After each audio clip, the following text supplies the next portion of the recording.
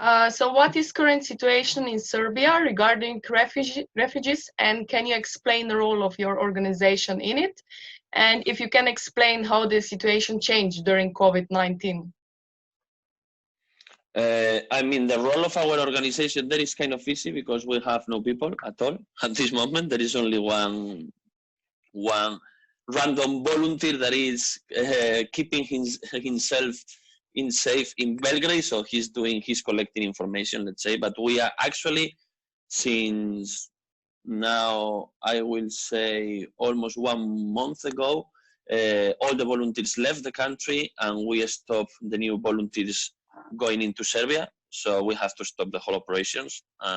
We still have the house, of course. We still have the apartment. We are paying the things. We have people on standby and abroad, and we are just waiting for, until all of this is over to come back. But during these days, there is no distributions, nothing at all.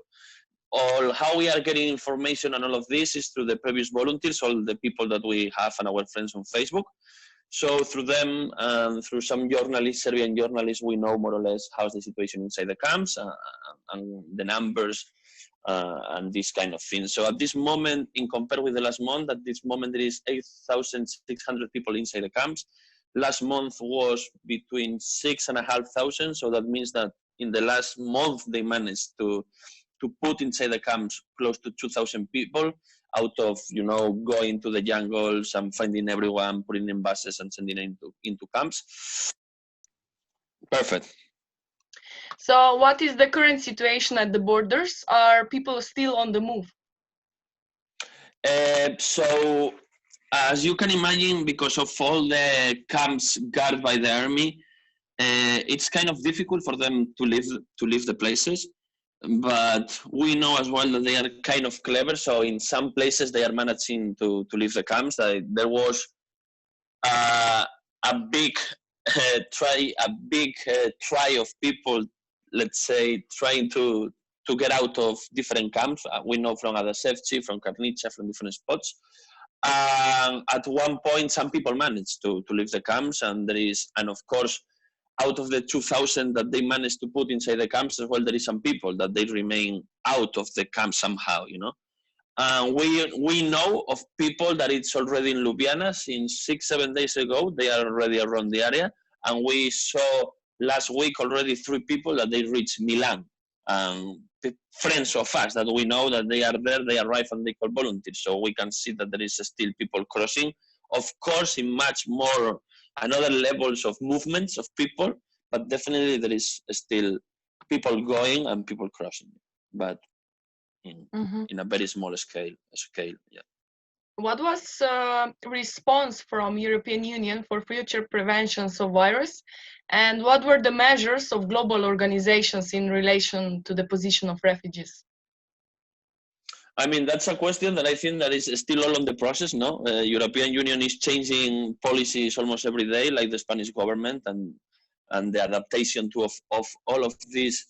We cannot see like a clear picture or a clear way of doing it. So people is adapting almost every day. At least that's how we are seeing in many of the places. Of course, depending where we are and how we're doing things. Like, for example, in Greece, in Patras, there are many safety measures, but in terms of mask, and there are the typicals or protocols that mostly everybody is using it in terms of distance from one to the other one, in terms of cleaning the hands, the mask and all these kind of things. So we are, let's say, adapting quite a lot to where we are. So in Melilla, with the Spanish government, it's one way. In Greece, in Patras, with the Greek government, it's another way. In Serbia, as you know, with all the pressure and the way it's happening there, we cannot do anything. And in Bosnia, for example, the procedures are still happening, even if we have no people on the ground. I mean, like international volunteers, we set up quite a big network of local people. I mean, we are still paying the house, the van, they have our credit card, and they are making the payments of the bakeries. We set up a program of vouchers to go to the bakeries. There is some people cooking 3 times a week, more than 150 meals to do distributions. And all of these things that are happening with certain kind of measures, like the ones every citizen, or I mean, the different approach of people to discuss, probably as I have, even within our own people, there are people that is taking so much care of themselves with the mask, with the gloves, and extremely, and others are going without mask and without gloves. It's not like it's mandatory, but the better you are protected. And at least from our side, we spend 300 euros in mask in Bosnia. Now there are another 200 masks on post going to Bosnia, just giving a try, just to see if they will arrive. So we are using and trying to adapt ourselves, and of course with the minimum amount of volunteers possible. Like if we go 6 weeks ago, there was 33 people on the ground, and right now officially there is 1 person in Melilla, 1 person in Greece, and the others are local people that they are always there. So it's a bit, but I cannot say, the European is changing every day as well, like the government, so adapting a bit to what's coming. Do you know if there are like some protocols, if there are signs that someone is infecting inside the camp? Right now, inside official camps, we don't know. I mean, even the guys, actually, I can share with you something that I have. We created like a little document that we are sharing with the friends that we have in the camps, asking them mainly this kind of questions, how is the life going with this corona thing? What kind of information do I have? So that's a question that probably I will have quite a lot of info in the next week. We are using this week to collect all this kind of information, and the guys will come to us with, and we want to make, this, to cut the answers and to make like a little story of how are their voices from inside the places. But as far as we know, people still inside all together. There is not rooms that they are not really protocols going on inside the camps, as far as we know. So it's all kind of isolated, no, they are all there, but no problems, as far as they are on the city and they are in the camps, whatever happened in the camps, I think stays in the camp. It's just, they are out of visible population. Nobody cares. Do you know maybe if there are still some NGOs that are present in the camps? And I wanted to ask you about your organization. Where do you mostly get your fundings from?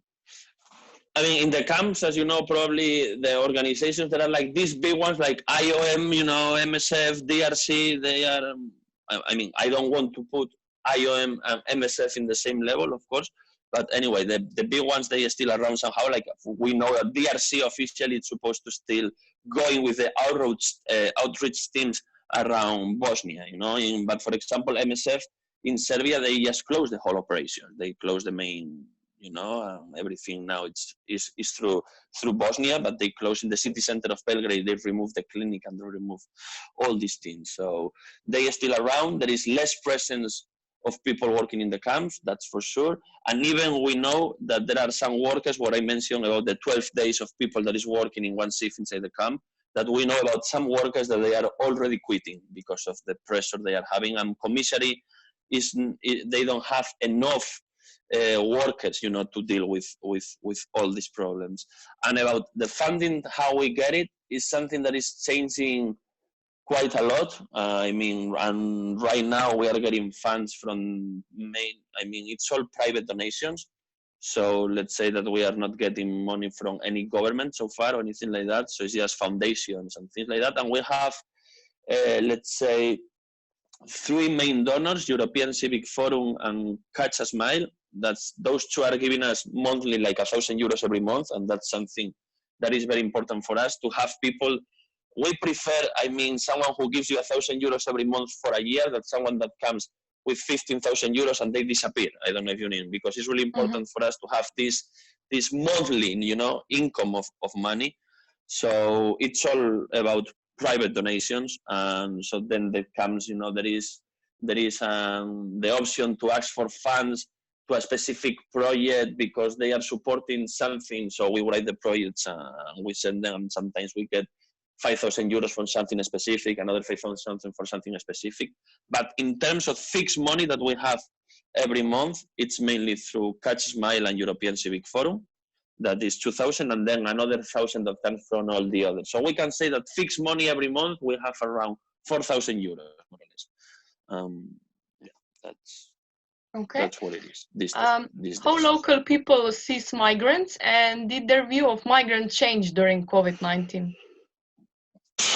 That's, I mean, during COVID-19, I cannot say in this month that the perspective of the population will change quite a lot, because I think that the perspective changed already through the last 2 years, I will say. When we came to Bosnia, it was that feeling of, oh, Bosnia is not Serbia, look at the locals, oh, there is so much support from the local people, and then after a few months, I will say after 1 year, when the situation was the same, more migrants were coming and more things were happening, we started to see a completely different approach to them, and how even the local shops and the local restaurants or cafes, they were putting signs like no migrants allowed and things like that, because that's something that is happening in Kladuša. You have the sign like no, if you're a migrant, go camp.